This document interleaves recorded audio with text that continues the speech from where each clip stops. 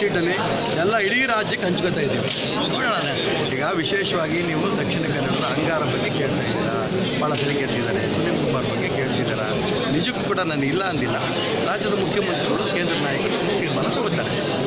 ಸಿದ್ದರಾಮಯ್ಯ ಅವರು ಹೇಳಿಕೆ ನೀಡಿದ ವಿಚಾರ ಆ ನಂತರ ಅವರು ಟ್ವೀಟ್ ಮಾಡಿ ನಾನು ಆ ರೀತಿ ಹೇಳಿದ ತಪ್ಪಾಗಿ ಅರ್ಥೈಸಿದ್ದಾರೆ ಅನ್ನೋದು ಹೇಳಿದರು.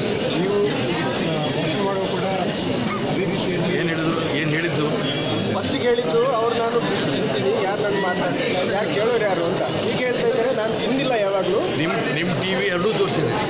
ಸಿದ್ದರಾಮಯ್ಯನವರು ಅದನ್ನು ಹೇಳಿದ್ದು ನೀವು ಟಿ ವಿ ತೋರಿಸಿದ್ದೀರಿ. ಆ ಟಿ ವಿ ನಾನು ನೋಡಿದೆ. ಆ ಭಾಷಣ ಅವ್ರು ಏನು ಮಾಡಿದ್ರು ಅಂತ ಕೇಳಿದೆ. ಅದಾದಮೇಲೆ ಅವರು ನಾನು ಹಂಗೆ ಹೇಳಿಲ್ಲ ಅನ್ನೋದು ಮತ್ತೆ ನಿಮ್ಮ ಟಿ ವಿನಲ್ಲೂ ಅದನ್ನು ನೋಡಿದೆ. ಈ ರಾಜ್ಯದ ನೋಬೆಲ್ ಪ್ರಶಸ್ತಿ ಸುಳ್ಳಿಗೆ ಯಾರಿಗಾರು ಕೊಡಬೇಕಿದ್ರೆ ಸಿದ್ದರಾಮಯ್ಯ ಕೊಡಬೇಕು. ಸುಳ್ಳು ಸುಳ್ಳು ಸುಳ್ಳು, ಪ್ರತಿಯೊಂದು ಸುಳ್ಳು. ಇಂಥ ಸುಳ್ಳಿನ ಒಂದು ಪಕ್ಷದ ನಾಯಕ, ವಿರೋಧ ಪಕ್ಷ ನಾಯಕಗೆ ಅವ್ರಿಗೆ ಯೋಗ್ಯತೆ ಇದೆ ಅಂತ ನನಗೇನು ಅನಿಸಲ್ಲ. ಅವರ ಈ ಸ್ಟೇಟ್ಮೆಂಟ್ಗಳಿಂದ ಕಾಂಗ್ರೆಸ್ಗೆ ಹಿನ್ನಡೆ ಆಗುತ್ತದೆ. ಎಲ್ಲಿದ್ದಾರೆ ಕಾಂಗ್ರೆಸ್ಸು? ಅವರು ಚಾಮುಂಡೇಶ್ವರಿ ಸೋತದ್ರು, ಮುಖ್ಯಮಂತ್ರಿ ಸ್ಥಾನ ಕಳ್ಕೊಂಡ್ರು, ರಾಜ್ಯದ ಕಾಂಗ್ರೆಸ್ ನಿರ್ನಾಮ ಆಯಿತು. ಇನ್ನೆಲ್ಲಿದೆ ಕಾಂಗ್ರೆಸ್ಸು? ಯಾಕಂದರೆ DKಶಿ ಅವರು ಹೇಳ್ತಾ ಇದ್ದಾರೆ ಅದು ಅವರ ಪರ್ಸನಲ್, ಅವ್ರ ಹ್ಯಾಬಿಟ್ಸ್ ಅನ್ನು ಹೇಳ್ತಾ ಇದ್ದಾರೆ ಅಂತ. ಏನು ಮಾಂಸ ತಿನ್ನೋದು, ಗೋಮಾಂಸ ತಿನ್ನೋದು ಅವ್ರ ಹ್ಯಾಬಿಟ್ಟು. ಹನುಮ ಜಯಂತಿ ಅನ್ನೋದು ಗೊತ್ತಿದೆಯಪ್ಪ. ಇವತ್ತು ಹನುಮ ಜಯಂತಿ ಬೇಡ ಅಂತಂದ ನೀನು ನೋಡಿದ್ದೇನೆ. ಹನುಮ ಜಯಂತಿ ಇವತ್ತು ಹೊಳಿತೀನೆ, ಇದು ಅವ್ರ ಹ್ಯಾಬಿಟ್ಟು. ಒಬ್ಬ ಮುಖ್ಯಮಂತ್ರಿ ಆಗಿದ್ದವರು ನಿಮ್ಮ ನಡವಳಿಕೆಗಳನ್ನು, ನಿಮ್ಮ ಆಚಾರ ವಿಚಾರವನ್ನು ರಾಜ್ಯ ಜನ ನೋಡ್ತಾ ಇರ್ತಾರೆ. ನೀವು ಬೇರೆಯವ್ರಿಗೆ ಮಾದರಿ ಆಗಿರಬೇಕು.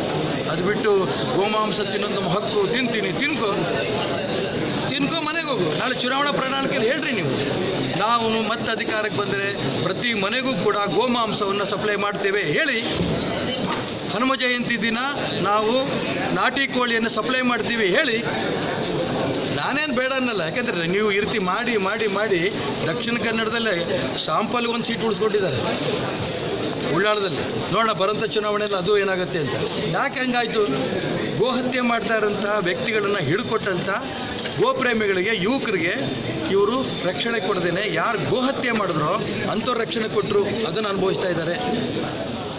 ಮನೆಗಳಿಗೆ ಬಂದು ಕೊಟ್ಟಿಗೆನಲ್ಲಿ ಎಳೆ ಕರುಗಳನ್ನ ಕಳ್ತನ ಮಾಡ್ಕೊಂಡು ಹೋಗೋಂಥ ಸಂದರ್ಭದಲ್ಲಿ ಯಾರು ಅಡ್ಡ ಬಂದರೋ ಹೆಣ್ಮಕ್ಳು ಅವ್ರಿಗೆ ಚಾಕು ತೋರಿಸೋಂಥ ವ್ಯಕ್ತಿಗಳಿಗೆ ಇವರು ರಕ್ಷಣೆ ಕೊಟ್ಟರು.